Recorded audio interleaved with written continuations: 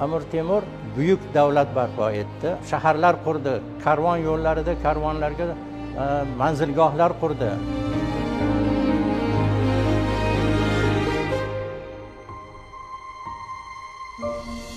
In the heart of Central Asia, where the Silk Road once carried ideas and empires, a conqueror rose who would shape history.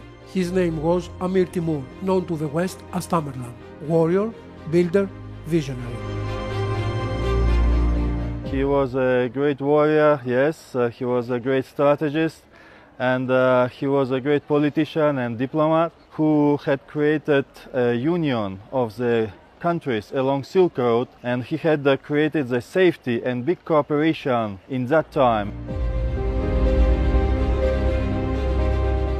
Born in 1336, Timur rose from the steppes of Shahrazabs to become one of history's greatest empire builders. His campaigns stretched from Delhi to Damascus, but his vision extended far beyond conquest.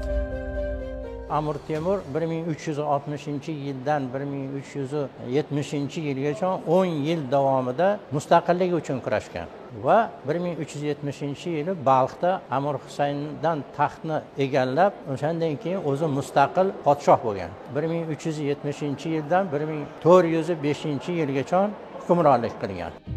But Timur was more than a conqueror. He saw cities as symbols of power and culture. Every arch, every dome is a conversation between past and the future. The madrasas stand as proof. Timur's dream was not only to conquer lands, but to illuminate minds. Under his rule, Samarkand was transformed into a jewel of the Islamic world.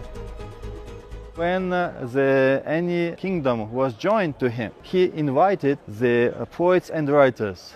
He invited the craftsmen, architects. He invited the scientists to Samarkand, and they were not as slaves. But alongside his victories, Timur's life was also marked by loss. In Shahrazabs, his beloved son Jahangir Mirzo died young, plunging the ruler into grief. Jahongir vafot etishi bilan Amir Temur juda tushkunlikka tushadi va Temur o'z o'g'li, ya'ni taxt vorisi bo'lmish Jahongir Mirzoga maqbara qurdirishga buyruq beradi. Bu maqbara Jahongir Mirzo vafotidan so'ng 3 yil keyin qurilish ishlari boshlanadi. Ya'ni Temurning buyrug'iga asosan Xorazmdan ustalar olib kelinib, mana shu ulkan maqbaraga asos solinadi.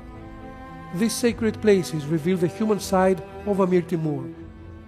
Umarshayx Mirzo Dorusodat majmuasiga dafn etish buyuriladi va 1394-yilda Temurning buyrug'iga asosan Umarshayx Mirzo bu yerga olib kelib dafn qilinadi. Va Umarshayx Mirzoga ham, ya'ni Jahongir Mirzoga o'xshash maqbara shakllantiriladi va hozirgi kunda Umarshayx Mirzo faqatgina maqbara qabr toshi mavjud bo'lib, maqbaraning qolgan qismi buzilib ketadi. Amir Temur had planned to be buried in his hometown, Shahrazabs, but history took another turn. When he died during his campaign to China in 1405, the harsh winter prevented his body from being returned to Shahrazabs. It was built by order of Amir Temur to his beloved grandson Muhammad Sultan, who being so young, like 27 years old, he unfortunately left this world, and Amir Temur dedicated this mausoleum only to him. This ensemble became a prototype of Registan Square in Samarkand. Today his legacy still shapes Uzbekistan. In Tashkent, the Amir Temur Museum preserves artifacts and manuscripts from his era, reminding us of his role as a unifier of lands and cultures.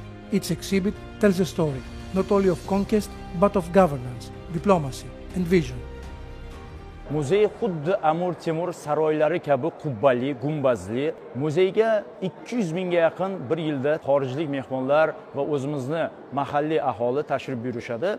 Muzeyda Amir Temur va Temuriylar zamoniga tegishli bo'lgan eksponatlar joy olgan. For Uzbeks today, Amir Temur is more than a conqueror. He is remembered as a unifier, a visionary, and the father of a renaissance. 6 centuries later, his blue domes still touch the sky, and his vision still inspires a nation at the crossroads of East and West.